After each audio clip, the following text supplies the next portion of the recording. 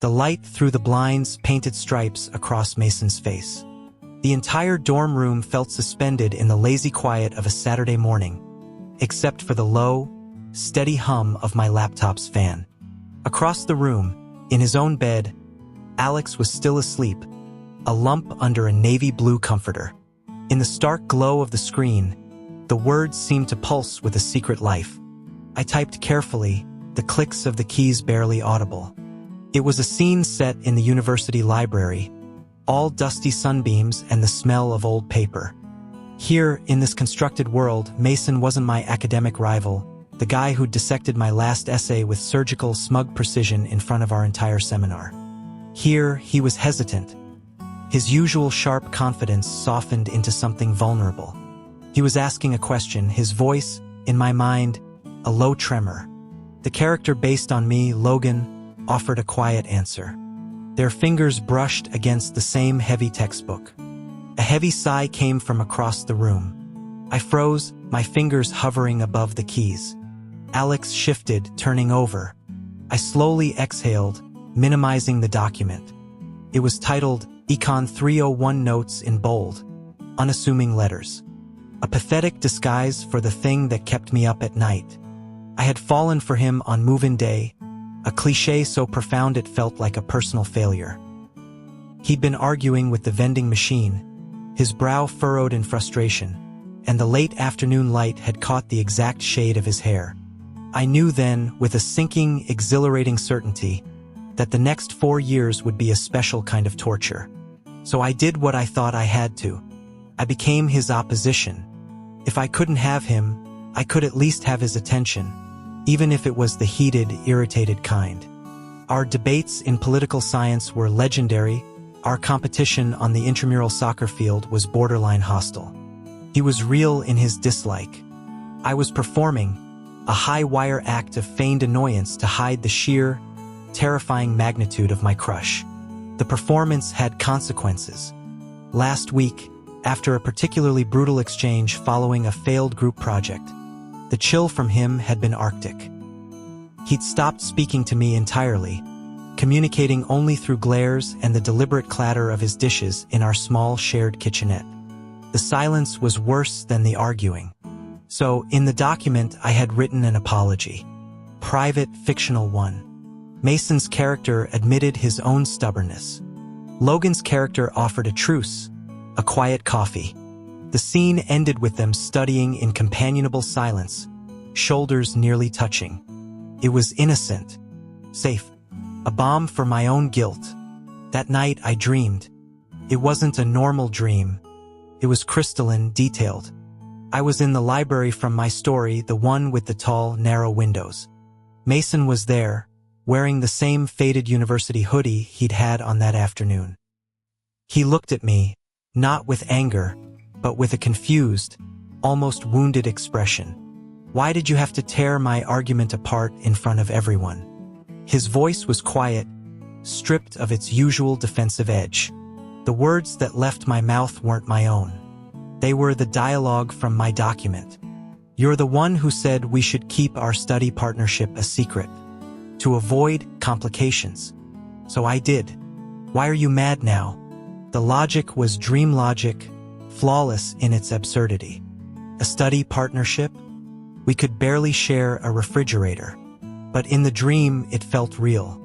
And so did the flicker of relief on his face, and the way he stepped closer. I knew what came next in the story. A tentative hand on my arm. A question about grabbing that coffee after all. I woke with a jolt, the phantom warmth of his touch lingering on my skin. The dorm was dark. From the bed below mine, I heard Alex mutter in his sleep, then turn over roughly. The next morning, the silence was broken. He shoved my shoulder as we both reached for the single-serve coffee pod dispenser. You were pounding on your mattress like a maniac last night, trying to bring the ceiling down on me? My heart hammered. The dream was still so vivid. Maybe the frame was just protesting the extra weight. I shot back automatically, the old script taking over. I was doing it a favor. I expected a scalding retort. Instead, he just looked at me, his expression unreadable. He opened his mouth, closed it, and finally said, "How would you even know how much I weigh?" His voice was strangely flat. "What? Nothing." He shook his head, pouring his coffee with excessive focus. "Forget it." The odd tension lingered all day. In our afternoon lecture, I caught him looking at me several times, his gaze thoughtful, not confrontational. When our eyes met, he glanced away quickly. That night, fueled by a confusing mix of hope and residual irritation, I wrote again. The setting was a secluded clearing in the university arboretum. Mason, in this iteration, had forgotten a key textbook. Logan found him there and offered to share. The scene was laced with unspoken tension, the dappled sunlight, the rustle of oak leaves. I wrote until my eyes burned. The dream that followed was more intense. The scent of pine and damp earth was overpowering. Mason stood under a large oak tree, looking frustrated. "I can't believe I left it," he was saying, running a hand through his hair. He looked at me, and the frustration melted into something else. Appreciation. "Thanks for coming to find me." "It's fine," I heard myself say. "We're partners, right?" He smiled then, a real, unguarded smile I'd never seen in waking life. "Right?" I woke up smiling into my pillow. This was dangerous. This was addictive. A perfect, private world where the person I wanted looked at me like I was the answer to a question. The following week, something shifted in reality. The Cold War thawed. Alex started asking if I wanted to walk to the dining hall together. He saved me a seat in lecture. It was tentative, awkward, like we were both following a script we didn't quite know. The other guys in our suite noticed. They're teasing, good-natured but curious. One evening, they corralled us into a group outing to a burger joint near campus with some friends from the journalism school. Alex and I ended up side by side in a sticky vinyl booth. A woman named Chloe, bright and quick-witted, spent much of the meal directing questions about the soccer season at Alex. He answered politely, but his shoulders were stiff. Once, his knee bumped mine under the table, and he jerked it away as if shocked. "Congratulations," I mumbled later, stabbing a fry. "Seems like you made an impression." He looked at me, genuinely baffled. "What? No. She was just being friendly." But the seed of jealousy was planted. That night, my writing had a new edge. The setting was a private study room in the library after hours. Mason had made a mistake, a careless one, on a shared practice exam. Logan, in a role of playful authority, was making him go through the problems again. The dynamic was charged, a subtle push and pull of power and surrender. I fell asleep with the image of a flustered, obedient Mason fixed in my mind. The dream began in that same study room. The fluorescent lights buzzed overhead. Mason sat across the table, chewing on the end of his pencil, clearly frustrated. "Focus," I heard myself say, my tone firm. "The principle is the same. You're overcomplicating it." He sighed, a deep, surrendering sound. "I know. I just can't get my head around it tonight." He looked up, and his eyes held a plea that had nothing to do with economics. The scene unfolded with a vividness that stole my breath. It followed my narrative, the stern guidance melting into something softer, a moment of understanding that felt electric. At the climax of the scene, he leaned in. My heart was a wild drum against my ribs. Just as our faces were about to meet, the dream dissolved into the gray light of dawn. I woke, disoriented and aching with loss. From the lower bunk, I heard a soft, bitten-off curse. Alex was already awake. Later, in the harsh light of the communal bathroom, we brushed our teeth in silence. He spat, rinsed, and finally met my eyes in the mirror. "You okay? You seem off." "Fine," I said too quickly. "Just a weird dream." His reflection studied mine. "Yeah," he said, his voice low. "Me too." A few days later, Alex came down with a fierce flu. I found him in his bunk, flushed and shivering, when he didn't show for a morning lab. The sight of him, usually so composed, laid low and vulnerable, did something to my chest. I went to the campus pharmacy, bought the strongest over-the-counter remedies and forced them on him. He was delirious with fever, compliant. As I helped him sit up to drink some water, his head lolled against my shoulder. His skin was burning. "Logan," he mumbled, his breath hot against my neck. My name, not my full name. A jolt went through me. I settled him back down, my hands unsteady. When our roommates returned, they found me sitting on the edge of my own bed, staring at the wall, trying to reconcile the feel of his weight against me with the years of careful distance. He recovered quickly. The dynamic shifted again, becoming something unfamiliar and soft around the edges. He started bringing me back a coffee from the campus stand. He'd leave a bagel on my desk. It was a quiet, persistent campaign of gratitude that felt overwhelming. "Alex," I finally said, after the third day of surprise pastries. "The flu medicine was like $9. You really don't have to do all this." He looked almost hurt. "Oh, sorry. Is it too much? It's just not necessary." He nodded, but the gifts didn't stop. Instead, they evolved. "I don't know what you like," he said one evening, his ears turning pink. "Maybe we could just go get dinner together, so you can pick." Felt like a date. It wasn't a date, but we walked to the dining hall together, sat across from each other, and talked about everything except the thing that hung in the air between us. I learned he volunteered at the local animal shelter on weekends. The next Sunday, on a flimsy pretext, I happened to be walking past the shelter. I saw him through the glass, on his knees in the yard, playing with a wriggling, ecstatic puppy. The sun was in his hair. My breath caught. He didn't see me. I turned and walked away, my feelings a tangled, hopeless knot. That night I didn't write. The guilt was too heavy. Using him, even in the privacy of my dreams, felt like a violation of this new, fragile peace.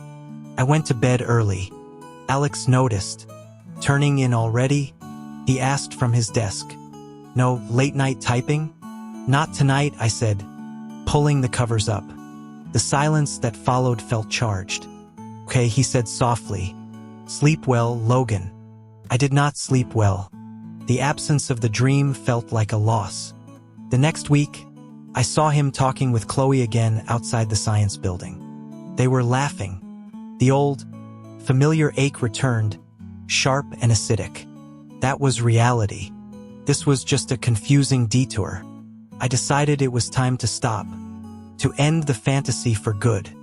But if it was the last time, one final visit to that secret world, I could allow myself a little more. Just a touch. Something to remember. The dream that night was different from the start. The setting was my own childhood bedroom back in Ohio. Moonlight streamed through the window. Alex was there, asleep in my bed, looking peaceful, defenseless. In the story, he'd taken a sleeping aid. He wouldn't wake. My heart ached looking at him. This was goodbye. I reached out, my hand hovering. I touched his hair just once. It was as soft as it looked. I traced the line of his jaw, the curve of his ear, with a feather-light touch. It was a farewell, a stolen moment of pure, unobserved affection. I didn't dare do more. The dream began to fade, the moonlight dimming, and I let it go. The next day at lunch, I went to the dining hall alone.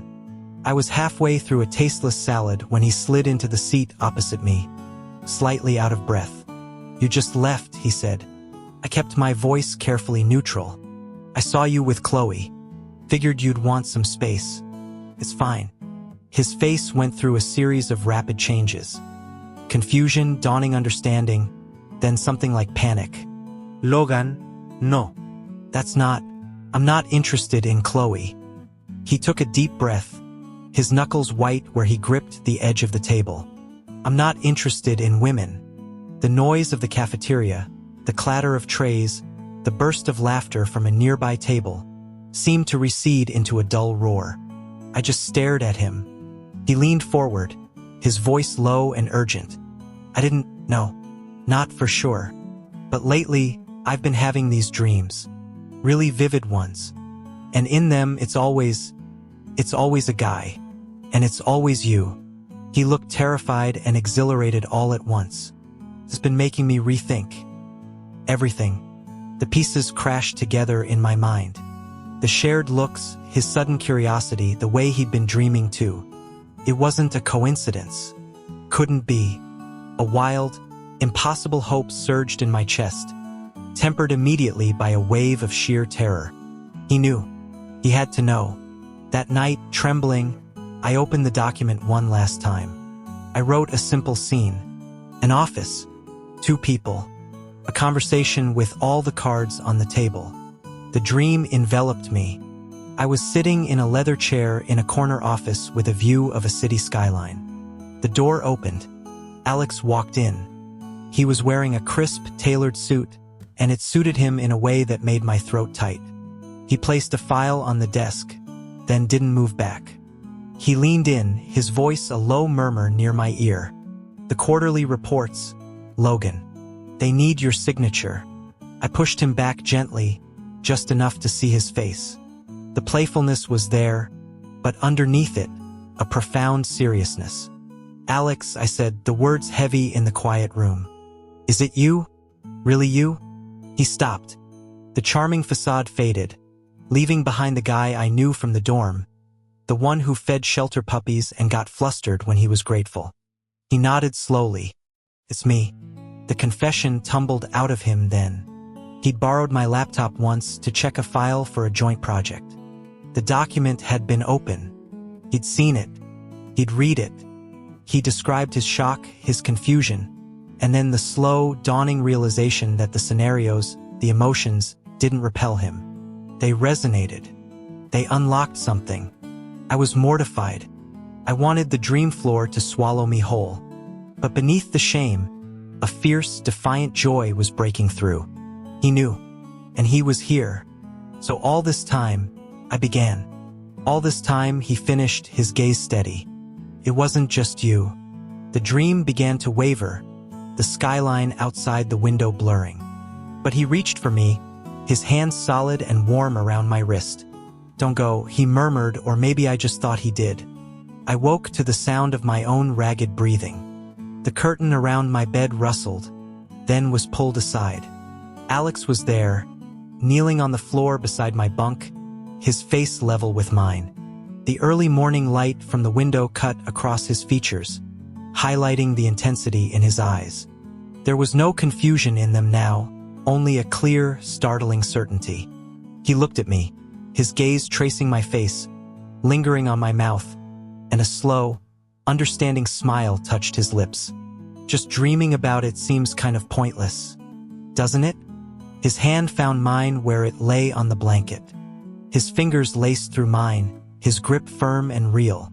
"We don't need the dreams anymore," he said, his voice barely a whisper in the quiet room.